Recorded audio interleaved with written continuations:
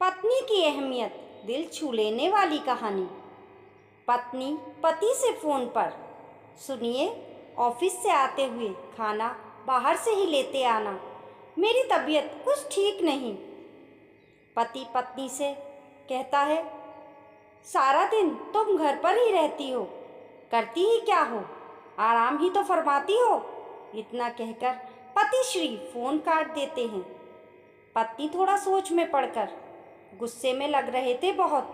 क्या करूं अब, खाना बनाऊं या नहीं, पता नहीं खाना लाएंगे या नहीं। पत्नी थोड़ा सोचने के बाद, मैं ही कुछ झटपट बना लेती हूँ, क्यों ना बिरयानी ही बना लूँ। कुछ देर में बिरयानी बन जाती है और पति श्री के भी घर पहुँचने का समय लगभग हो ही जाता है।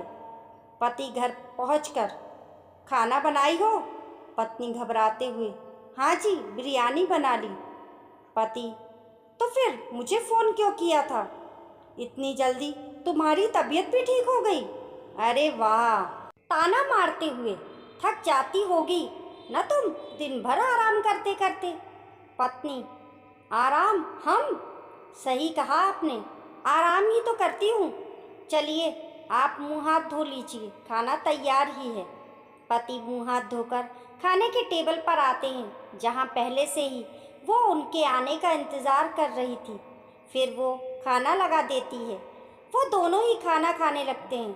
खाना खाते समय उसके मन में ख्याल आता है कि अब तो कुछ करना ही पड़ेगा। क्या होती है घर में औरतों की अहमियत, ये समझाना ही पड़ेगा। अगले दिन देर तक वो सोती रही। एक उसके ना उठने से सभी सोते रहे। फिर 8 बजने ही वाले थे कि वो उठ गई और नहाने चली गई। फिर जब उनकी आँख खुली तो समय देखा, ऑफिस का समय लगभग हो ही चुका था। मोना, मोना, गुस्से से चिल्लाते हुए बुलाने लगे, आज तुमने मुझे उठाया क्यों नहीं? तुम जानती थी ना 8 बजे मेरी ज़रूरी मीटिंग थी और आज बच्चों का स्कूल भी छूट गया। और ये क्या, सारा घर बिखरा पड़ा है। तुमने अभी तक नाश्ता भी नहीं बनाया और तो और पूजा भी नहीं की अब तक। कौन करेगा ये सब? मैं यहाँ तुमसे बात कर रहा हूँ मोना, और तुम हो कि सुबह सुबह अपने श्रृंगार में लग गई हो। मोना, हाँ तुमने ही तो कहा था, मैं करती ही क्या हूँ, बस सारा दिन आराम ही तो करती हूँ। ये सब कुछ खुद ब खुद हो जाता है। अब ऐसा क्या देख रहे हो मुझे? कहकर मोना चली जाती है बाहर और शाम को घर लौटती है और देखती है कि सारा घर बिखरा पड़ा है। पति, आ गई मैडम घूमकर? मोना, हाँ जी। पति, ये सब काम कौन करेगा? मोना, काम कहाँ है, ये तो आराम है ना, मुझे इसे करने के पैसे नहीं मिलते।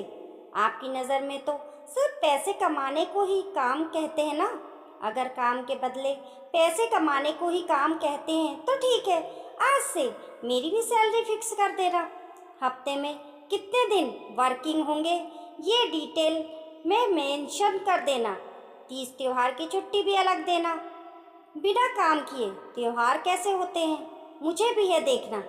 8 घंटे काम करने के बाद बाकी के 10 घंटों का ओवर टाइम करने का हिसाब भी कर लेना। ऐसे क्या देख रहे हैं, चलिए सो जाते हैं, सुबह से नई ड्यूटी करनी है ना, आइए।